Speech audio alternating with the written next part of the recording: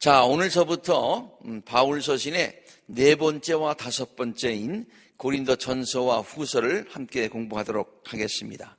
고린도, 지금도 그리스에 가면은 이제 고린도가 있습니다만은 그 고린도는 항구 도시로서 그 당시 상당히 그 무역의 중심지였습니다. 또 그래서 부유한 그런 도시였습니다. 네로 황제 때에 이곳에 그 고린도 시내로 가는 거기에 운하를 건설하려고 하였으나 실현하지 못했고요. 1881년과 93년 사이에 프랑스 기술진에 의해서 운하가 완공이 되었습니다. 그래서 여러분 보시는 것처럼 거기에 운하가 완공이 돼서 그렇게 배가 지금 지나다니고 있습니다. 우리가 기억하고 있는 운하, 파나마 운하 유명하지요. 또 수에즈 운하 유명하지요. 그것처럼 그렇게 크지는 못합니다만은 세계 3대 운하로 꼽히는 것이 바로 이 고린도 운하입니다. 경제적으로 굉장히 부했습니다만은 저들이 경제적으로 부하고 또 많은 사람들이 왔다 갔다 왕래하는 곳이기 때문에 도덕적으로 타락했던 도시로 유명합니다. 도시 언덕에 보면은 그리스 지역에서 유일한 아프로디테 신당이 거기에 자리 잡고 있습니다.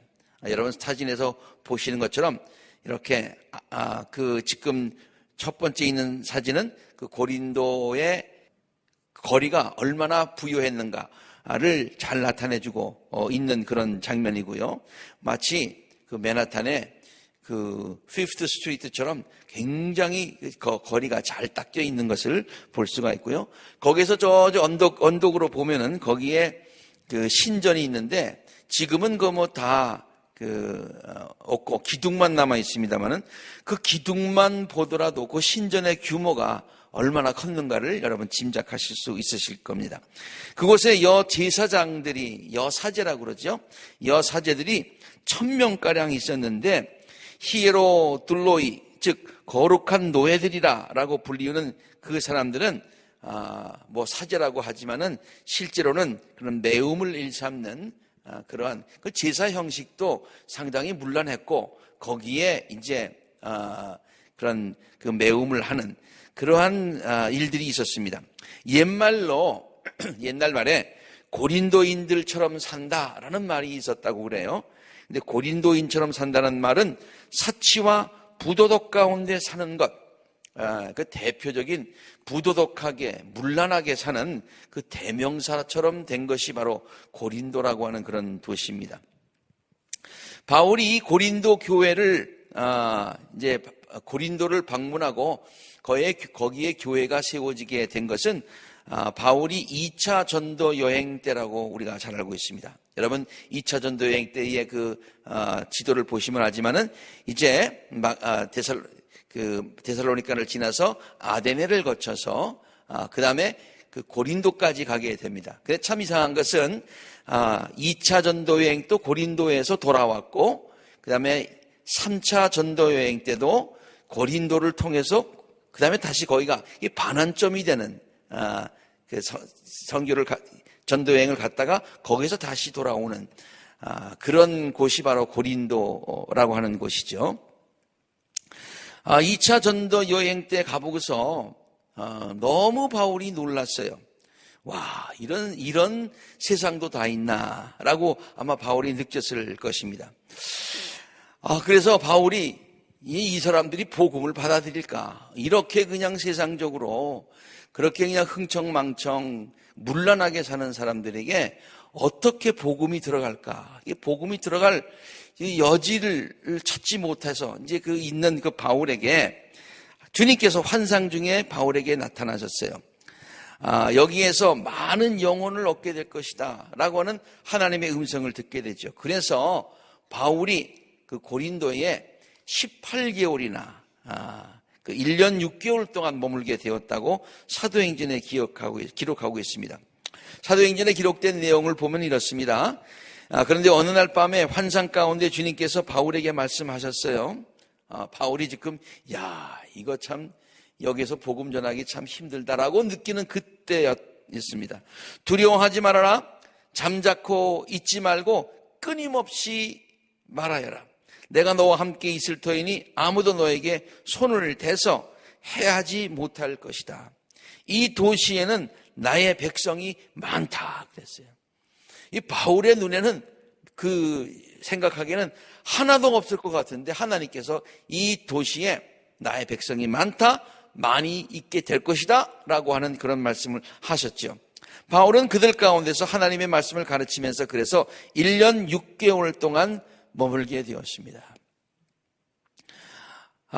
고린도 교회가 세워졌지만은 그래서 고린도 교회는 많은 문제를 안고 있었어요. 복음을 받아들였지만, 그래서 은혜의 복음을 받아들였지만은 정말 그 성도답게 살아가지 못하는 그러한 모습들이 굉장히 많이 있었어요. 복음은 받아들였지만은 삶의 변화가 없는 그런 일들이 굉장히 많이 있었다는 그런 얘기예요. 그리고 바울이 고린도 교회를 떠난 이후에 하나님께서 그들에게 정말로 많은 그 신령한 은사들을 많이 부어주었습니다.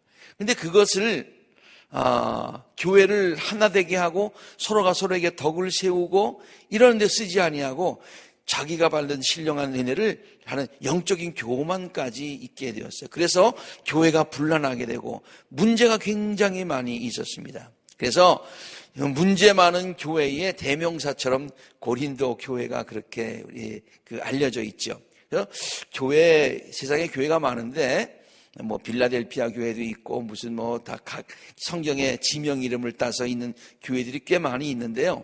고린도 이름을 딴 교회는 없는 것 같아요. 왜? 그 교회 이름을 치면 아마 고린도 교회처럼 문제가 많을 것이라고 생각해서 그런지는 모르겠습니다만은 아무튼 고린도 교회는 문제가 많은 것에 그렇게 대명사처럼 알려져 있는 그런 교회였습니다. 특별히 고린도 교회가 처한 그 고린도 도시라고 하는 것이 죄악이 많고 정말로 거룩함과 순결함을 유지하기 굉장히 힘든 그 같은 고장이었죠. 그러나 하나님의 은혜는 이곳에 더욱더 풍성하게 넘쳐 임했습니다. 마치 바울이 로마서에서 아마 이 로마서를 기록하면서도 이 고린도 교회를 생각했는지 모르겠어요. 그렇게 죄가 많이 있는데 하나님의 은혜가 정말 더 놀랍게 그곳에 임했던 그것을 바울이 경험하였기 때문이죠. 그래서 로마서 5장에 이렇게 쓰고 있습니다. 죄가 많은 곳에 은혜가 더욱 넘치게 되었습니다. 죄가 많아서 저들은 한 명도 복음을 받아들일 것 같지 않았는데 오히려 죄가 많은 그곳에 하나님의 은혜가 더 넘쳐서 저들이 죄를 깨닫고 하나님의 은혜로 돌아오는 역사가 더 풍성하게 일어났던 것이 고린도 교회였다는 그런 말입니다. 이는 죄가 죽음으로 사람을 지배한 것과 같이 은혜가 의로 사람을 지배하면서 우리 주 예수 그리스도 안에서 영원한 생명을 누리게 하려는 것입니다. 자, 이렇게 해서 고린도 교회는요, 죄가 많은 도시에 있었지만은 하나님의 은혜가 너무 강력하게 은혜가 임하여서 은혜를 많이 받은 그런 교회와 교인들이 되었습니다. 그래서 바울은 그런데 그 은혜를 보답하면서 저들의 삶을 새롭게 하고 변화받지 못하고 그냥 그 하나님의 용서와 은혜만 생각하고 옛날 습관들, 옛 삶을 그대로 버리지 못하는 그러한 문제를 보고서 바울은 다음과 같이 얘기합니다. 그러면 우리가 무엇이라고 말을 해야 되겠습니까? 은혜를 더하게 하려고 여전히 죄 가운데 머물러 있어야 하겠습니까?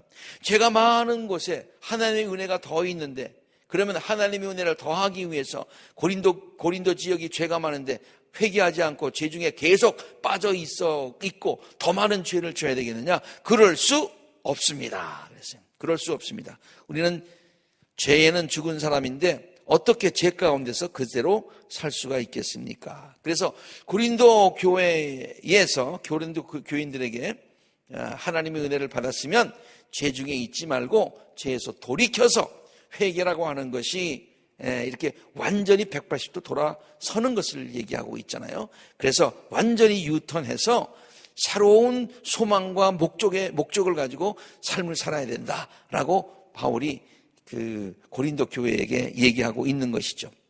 이 고린도서는요, 그 바울이 2차 전도 여행 때 고린도에 머물면서 1년 6개월 동안 있으면서 복음을 전했고, 그 이후에 다시 예루살렘에 돌아왔다가 그 다음에 다시 3차 전도 여행을 하면서 에베소라고 하는 곳에 굉장히 오래 머물지 않습니까?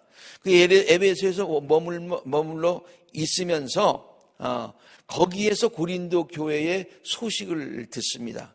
근데 고린도 교회의 소식을 듣는데 그 소식이 참 염려되는 소식이었어요. 저들이 그 복음 안에서 새로운 삶을 살지 못한다. 그 다음에 그 교회에 여러 가지 싸움이 있다, 분쟁이 있다, 분파가 있다, 뭐 이렇게. 네. 그래서 교회가 세상을 걱정해야 되는데 세상이 교회를 걱정하는 교회가 되었다. 이런 얘기들을 듣게 된 거예요. 그래서 그가 이제 고린도 교회 교인들에게 1차 편지, 2차 편지, 전서, 후서를 쓰게 된 것이죠. 자, 고린도 전서, 후서를 우리가 물론 전반적인 은혜라고 하는 그런 관점에서 한번 같이 지금 풀어보고 있는데요. 바울 서신 전체를.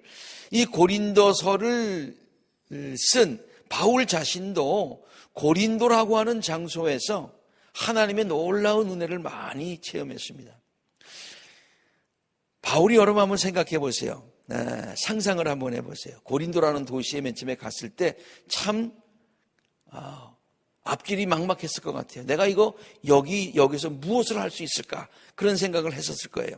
그러나 하나님께서 만남의 은혜를 주시고 그리고 또 거기에서 놀라운 전도의 열매들을 많이 얻게 해주셔서 물론 그 일로 인해서 고린도와 고린도 교회와 교인들도 많은 하나님의 은혜를 체험했지만은 그 일을 감당하는 사도 바울 자체가 하나님의 은혜가 참 놀랐다.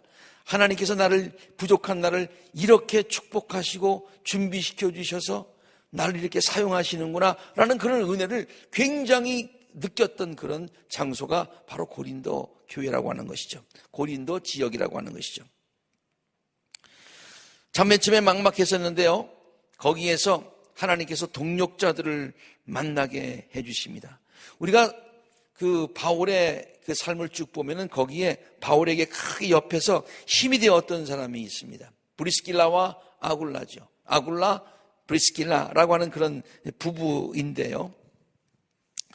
그는 본도 태생인 아굴라라는 유대 사람을 만나게 되었습니다. 아굴라는 글라우디오 황제가 모든 유대 사람에게 로마를 떠나라는 칙령을 내렸기 때문에 얼마 전에 그의 아내 브리스길라와 함께 이탈리아에서 온 사람이었습니다. 이탈리아 그러니까 로마를 얘기하고 있는 거야. 로마에서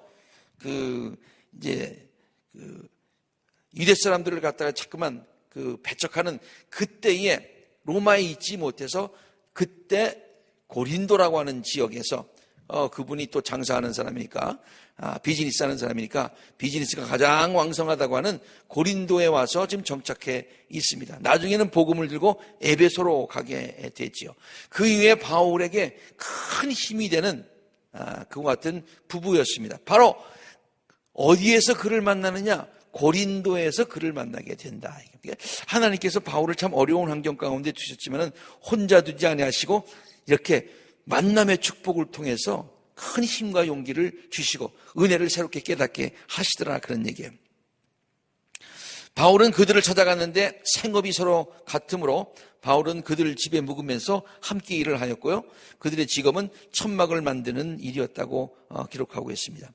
그 다음에 또 디모데와 실라가 같이 여행을 출발했습니다마는 특별히 2차 전도 여행 때는 디모데를 또 만나서 이제 같이 합류해서 지금 전도 여행을 하고 있는데 잠시 헤어졌었어요. 빌립보 교회 그 이후에 잠시 헤어졌었는데 나중에 만나자 그랬는데 요새처럼 금방 갈 수 있는 곳도 아니고 그런데 고린도라고 하는 곳에 가서 저들이 다 합류를 하게 되었어요.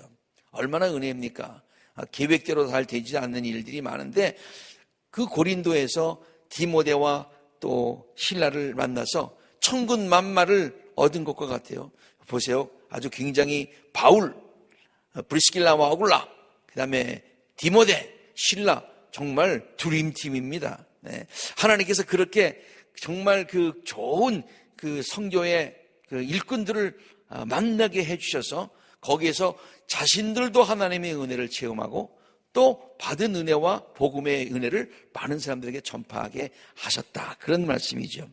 그래서 고린도에서 상상치도 않았게 전도의 열매가 굉장히 많이 맺히게 됩니다. 정말 인간 사람으로서는 이게 가능할까라고 한 일인데 하나님께서 일을 하신 것이죠. 바울은 거기를 떠나서 디디오 유스도라는 사람의 집으로 갔는데 그는 이방 사람으로서 하나님을 공경하는 사람이고 그의 집은 바로 회당 옆에 있었어요. 예. 그래서 그가 그리스도를 영접하게 되었고요. 그 다음에 회당 옆에 있었는데 회당장인 그리스보라고 하는 사람이 있었어요. 그리스보가 온 집안 식구와 함께 주님을 믿는 신자가 되게 됐어요. 이거 정말 기적 중의 기적입니다. 예. 회당장이가 누구예요? 유대 회당장이 아닙니까? 율법을 준수하고 그런 사람 아닙니까? 율법의 대표되는 사람 아닙니까? 그런데 그가 복음을 믿게 되었다 그런 얘기예요. 가는 곳마다 누구들이 바울을 핍박했습니까? 바로 그 회당에 나오는 유대인들이 바울이 율법을 부인한다고 생각하고서 저들을 핍박했잖아요. 그런데 회당장인 그리스보가 그를 예수 그리스도를 영접하게 되었다. 좀 심하게 예를 들자면은 저기 절에 갔는데 그 절에 스님이 예수님을 믿게 되었다. 그런 얘기하고 비슷한 것 같아요. 그렇게 도무지 일어날 수 없는 일이 하나님의 은혜 가운데 일어나게 된 것이죠. 얼마나 큰 힘이 됐겠습니까? 얼마나 자신감을 얻었겠어요. 이제 유대 사람들도, 유대인들에게도, 유대 율법을 믿는 유대 사람들에게도 복음이 들어갈 수 있다라고 하는 그런 확신이 생기지 않았겠습니까? 네. 자, 두 번째, 고린도, 그런데 이런 그 은혜가 많이 있었는데요.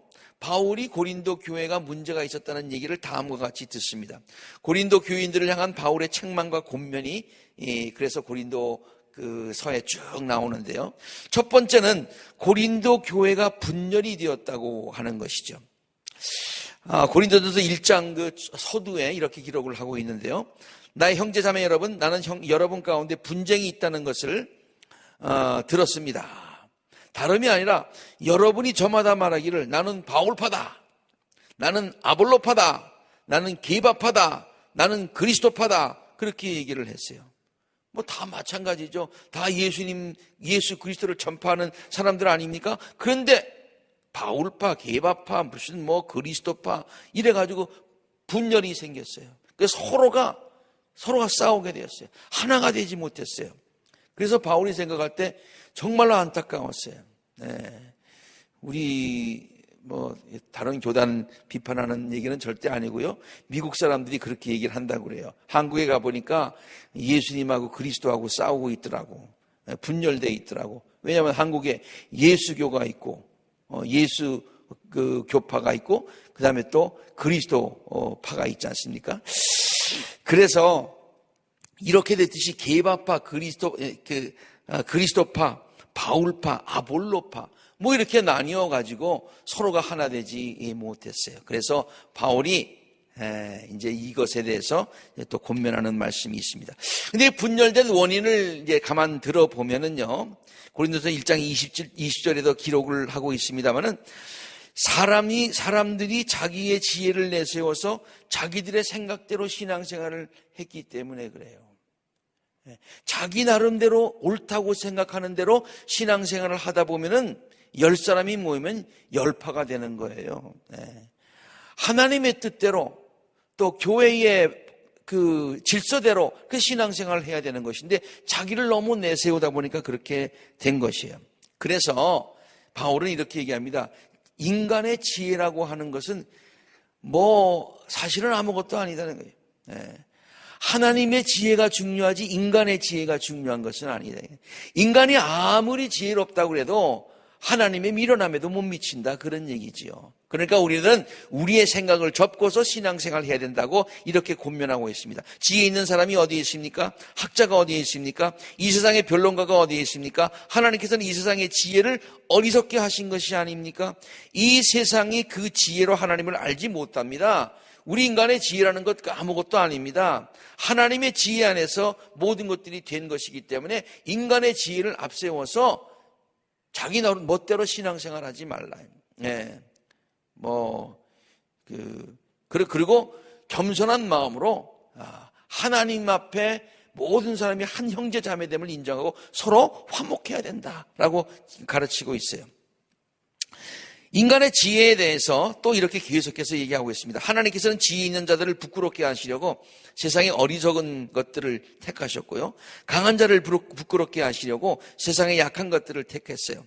하나님께서는 세상에서 비천한 것과 멸시받는 것을 택하셨으니 곧 잘났다고 하는 것들을 없애시려고 아무것도 아닌 것들을 택하셨습니다. 그것은 아무도 하나님 앞에서 자랑하지 못하게 하시려는 것입니다. 여러분의 지혜가 얼마나 고린도 큰 도시니까 많이 배운 사람들도 있겠죠. 또 상업 도시니까 많이 부자들도 있겠죠. 그러나 돈이 있다고, 지식이 있다고, 그렇다고 해서 그게 중요한 게 아니라는 거예요. 예. 하나님의 뜻을 따르고 하나님의 지혜를 따르는 그 같은 겸손함이 있어야 된다. 예.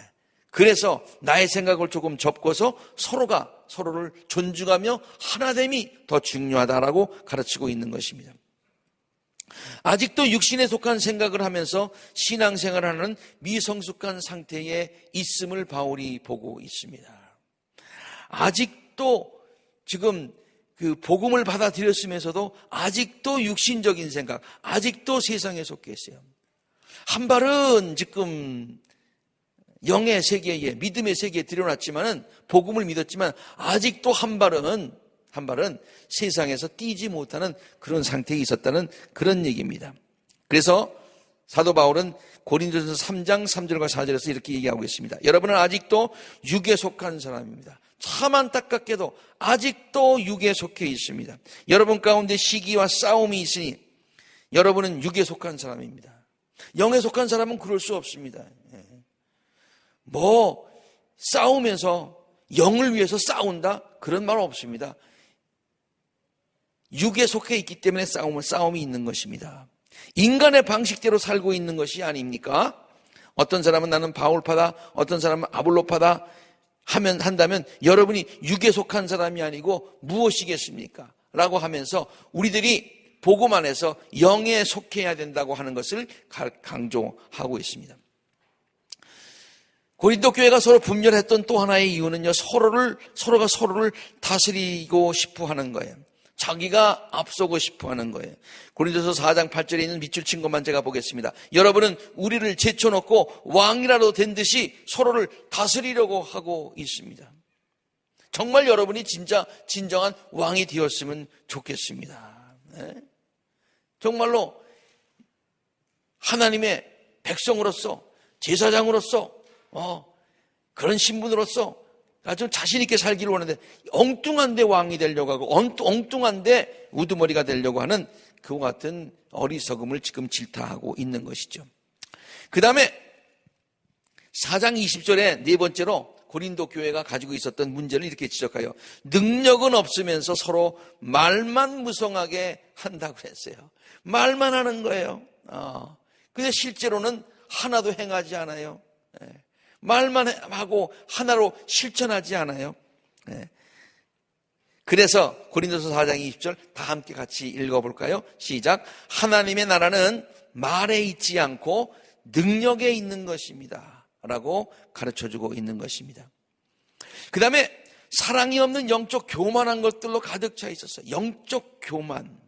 하나님께서 그 고린도에 있는 그 지역이 너무나 죄가 많고 또 그래서 하나님께서 은혜를 부어주시고 하다 보니까 신령한 은사들을 많이 받게 되었어요. 예언하는 능력, 병 고치는 능력, 방언하고 그리고 또 뭐 입신하고 뭐 이런 여러 가지 신령한 능력들이 다 나타나게 됐어요. 그래서 초대교회가 그랬습니다마는 같이 모여서 하나님께서 주시는 은사, 그 받은 영적인 그 은사들을 서로가 표현하면서 하나님의 뜻을 함께 은혜를 나누는 것이 예배의 형태였는데, 그래서 어떤 사람은 방언을 얘기하고 어떤 사람은 그 방언한 것을 통역하기도 하고 어떤 사람은 또 그 예언, 하나님의 말씀, 들은 말씀, 이해한 말씀을 예언하기도 하고, 뭐 또 병전자가 있으면 또 어떤 은사를 받은 사람이 병 고치기도 하고, 이게 예배의 형태였었는데요. 나중엔 그게 얼마나 좋습니까? 그런데 무슨 현상이 일어나는 거 아니? 누가 더 높으냐 그런 얘기예요. 뭐 병 고치는 게 제일 중요하지, 아니 방언이 중요하지, 아니 뭐가 중요하지 하면서 서로가 내 받은 능력이 최고 더 좋다라고 하는 그런 영적 교만에 빠지게 되었다고 하는 것이죠. 그래서요, 우리가 너무 고린도전서를 보면은 고린도서에서 너무 아주 그냥 그 좋은 말씀, 정말 누구나 다 사랑하는 고린도전서 13장이 얼마나 훌륭한 사랑장이라고까지 이름이 붙은 것 아닙니까? 근데 그 사랑장이 왜 쓰여졌습니까? 네. 고린도 교회 교인들이 사랑이 많기 때문에 사랑장이 쓰여진 것이 아니라 영적인 교만을 하면서 사랑은 없었기 때문에 그 중에서 사랑이 있어야 된다라고 강조하기 위해서 쓰여진 장이 고린도전서 13장이지요. 그 고린도 교회 문제점은 사랑이 없었다는 거예요. 한번 보세요. 내가 사람의 방언과 천사의 방언을 할지라도 내게 사랑이 없으면 울리는 징이나 요란한 꽹가리가 될 뿐입니다. 내가 예언하는 능력을 가지고 있을지라도, 내가 모든 비밀과 모든 지식을 가지고 있을지라도, 산을 넘길 만한 믿음이 있다고 할지라도, 뭐 저 사람 보니까 믿음이 뭐 산을 넘길 것 같아. 그러나 내게 사랑이 없으면 아무것도 아닙니다. 또 내가 내 모든 재산을 나누어 주고 뭐 헌신하고 봉사하고 뭐 팔을 걷어붙이고 아무리 하더라도, 자랑스러운 일을 하려고 내 몸을 넘겨줄지라도 내게 사랑이 없으면 내게 아무 유익이 없는 것입니다. 이 모든 것들을 부인하는 게 아니에요. 뭐 예언의 능력, 병고침의 능력, 방언의 은사, 이걸 거부하는 것이 아니라 그것 중요하지만 그 모든 것들보다 더 중요하고, 아니 그 모든 것들을 다 한 대로 모아서 하나님께는 영광이 되고 교회의 덕이 되고 모르는 사람들에게 유익이 되는 중요한 것이 있는데, 그것이 바로 사랑입니다 라고 가르치는 것이죠. 그러므로 믿음, 소망, 사랑, 이 세 가지는 항상 있을 것인데 그 중에 제일은 사랑입니다. 반복해서 말씀드립니다마는 고린도 교회가 이러한 사랑이 없었기 때문에 바울은 거기에 분열이 있다고 생각하고서 저들에게 사랑의 중요성을 강조하고 있는 것입니다. 또한 고린도 교회가 가지고 있었던 문제점은요, 교회 안의 문제를 세상 법정에서 해결하려고 했어요. 예, 교회 안에 뭐 네가 옳다 내가 옳다 하다 보니까 나중에 문제가 해결되지 않아. 그래서 그것을 어떻게 가냐면, 지금으로 얘기하면 뭐 서로 수를 해가지고 코르트로 가지고 갔다, 세상 법정에 가지고 갔다, 그런 얘기예요. 그래서 밑줄 친 걸 보시면은 불의한 자들 앞에서 소송한다니, 여러분 어떻게 교회가 그럴 수가 있습니까? 우리가 저들을 판단해주고 우리가 저들을 공고해주고 우리가 저들의 등불이 되어줘야지, 가는 길을 안내줘야지, 우리가 그냥 길 잃고 있으면서 세상 법정에 맡겨서야 되겠습니까? 라고 하는 그런 말씀이 되겠습니다.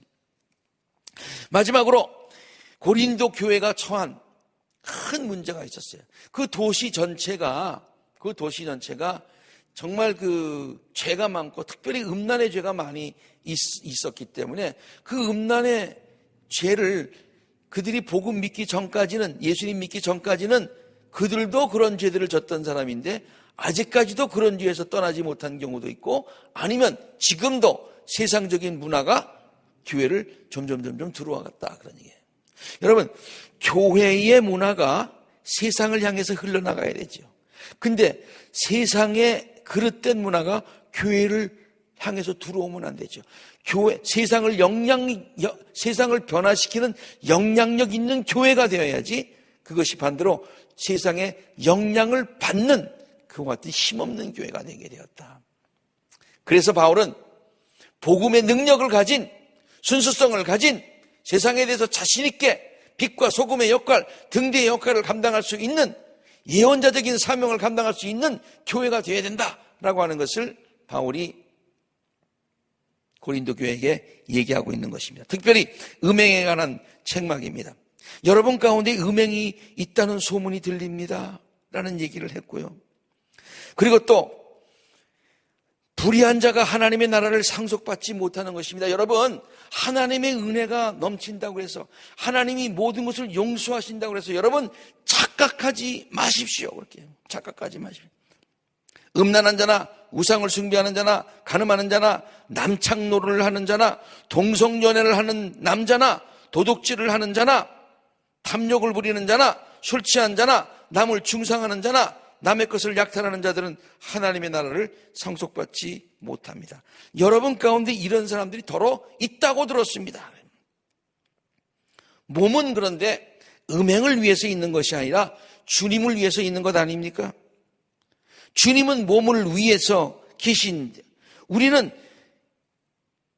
그리스도의 몸된 지체로서 그리스도께 영광을 돌리기 위해서 이 몸을 사용해야 된다, 그런 얘기예요. 창녀와 합하는 사람은 그와 한 몸이 된다는 것을 알지 못합니까?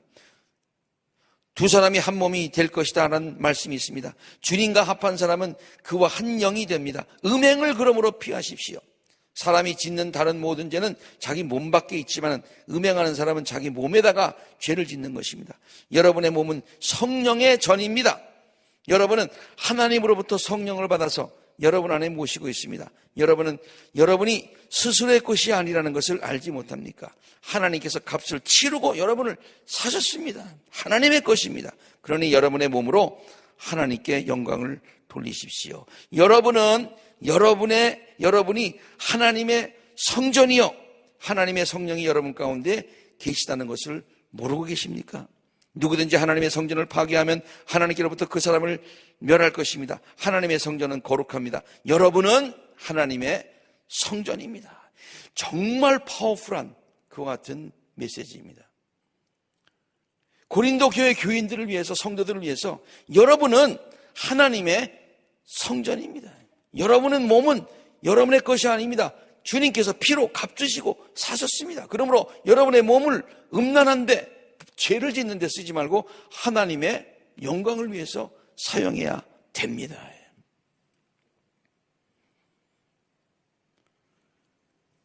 초대 교부 가운데 이레네우스라고 하는 그런 교부가 있었습니다. 130년경의 사람이니까요. 이 사람은 폴리카베의 영향을 많이 받았고 나중에 감독이까지 되었지만은 중요한 그의 업적은 그 당시 여러 가지 기독교 교리가 정립되지 않는 가운데 여러 가지 기독교의 그 중요한 교리들을 정립했던 초대 신학자요 교부로 알려져 있습니다.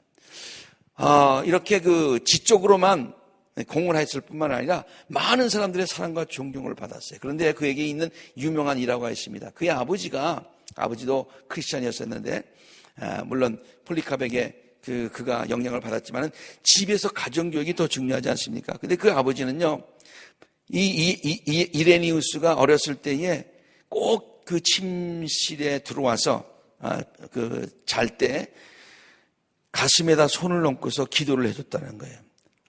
이것은 하나님의 거룩한 성전입니다. 그러고서 하나님의 성전을 존중하고 사랑하는 마음으로 그의 이레네우스 그 아들의 가슴에 늘 입을 맞추고 매일 저녁 하루도 빠지지 아니하고 그렇게 기도를 해줬다는 거예요. 그 어린 이레네우스는요, 무슨 생각을 가지고 자랐냐면 내 몸은 이거 하나님의 성전이야, 그런 생각을 어릴 때부터 갖고 자랐다는 거예요. 그래서 그가 나중에 많은 사람, 그 몸으로 하나님께 영광을 돌리게 되었고, 그리고 많은 그가 성결함을 유지하면서 많은 사람들에게 좋은 영향력을 끼치는 신앙의 인물이 되게 되었다. 바울은 고린도 교회를 향해서 이러한 메시지를 전합니다. 그래서 하나님 앞에 바로 선, 이제 생활의 변화를 받은 성도다운, 교회다운 벽화 같은 교회가 되어야 된다고 이제 고린도 교회를 향해서 귀한 메시지들을 전하고 있습니다. 이제 다음 시간에 계속해서 그 성도와 교회들에게 교회와 성도들에게 주는 그 바울의 권면, 지금 오늘 뵌 것은 바울이 생각하는 고린도 교회가 이제 문제점들을 이렇게 쭉 지적했어요. 그러므로 물론 여기도 이미 말씀했습니다만은 앞으로 고린도 교회가 어떻게 되어야 되겠느냐, 어떻게 하는 것이 참 성도의 삶이냐라는 것을 계속해서 이제 가르치는 것이 이제 이어지게 되겠습니다. 다음 시간에도 기대를 가지시고 또 함께 은혜를 나눌 수 있었으면 좋겠습니다. 함께 기도하시겠습니다.